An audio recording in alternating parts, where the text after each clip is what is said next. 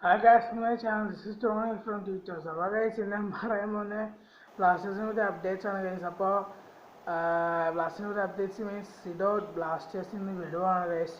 അപ്പോൾ സിഡോയുടെ പകരക്കാരൻ ആരായിട്ട് വേണം ആ കാര്യങ്ങളൊക്കെയാണ് guys ഇന്ന് പറയാൻ പോകുന്നത്. This is T-Talks and Tony here.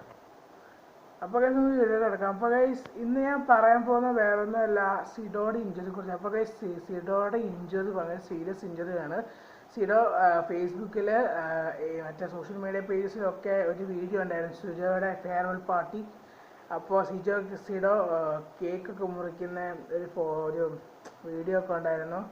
അപ്പോൾ അവർ സിഡോനെ യാത്ര അയക്കുമായിരുന്നു എല്ലാവരും. അപ്പം ഇപ്പോൾ സിഡോ സ്പെയിനിൽ പോയി സിഡോയുടെ മുൻ ട്രീറ്റ്മെൻ്റ് ഒക്കെ ചെയ്യുവാണ്. കാലിലൊരു കാലിലൊക്കെ ഒരു ഷൂസ് കിട്ടിയ ഒരു ഇഞ്ചർ ഷൂ ആണത്. അതുകൊണ്ട് അതൊക്കെ കിട്ടിയിരിക്കുന്നത് ഭയങ്കര സീരിയസ് ആയിട്ടാണ് തോന്നുന്നത് അതൊക്കെ.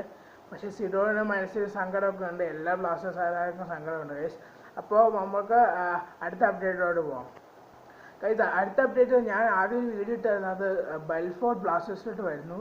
അത് ജസ്റ്റ് ഒരു 50% മാത്രമുള്ള ഉറപ്പുള്ളത്, ബാക്കി 50 ഇല്ല. ബിക്കോസ് മാർക്കസ് മെർക്കുലി ഇന്നലെ ന്യൂസ് ഇട്ടായിരുന്നു, അത് സിഡോയുടെ പകരക്കാരൻ ISL നേരത്തെ കളിച്ച ഒരു ബ്രസീലിയനാണ്.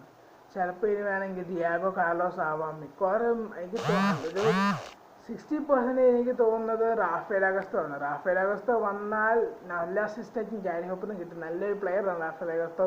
അപ്പോൾ ആദ്യം പറഞ്ഞു ബ്ലാസ്റ്റേഴ്സ് ഇനി പ്ലെയേഴ്സിന് ജാനുവരിയാണ് നോക്കുന്നത്, പക്ഷെ അവർക്ക് പെട്ടെന്ന് കളിക്കാരെ വേണമെന്ന് പറഞ്ഞായിരുന്നു.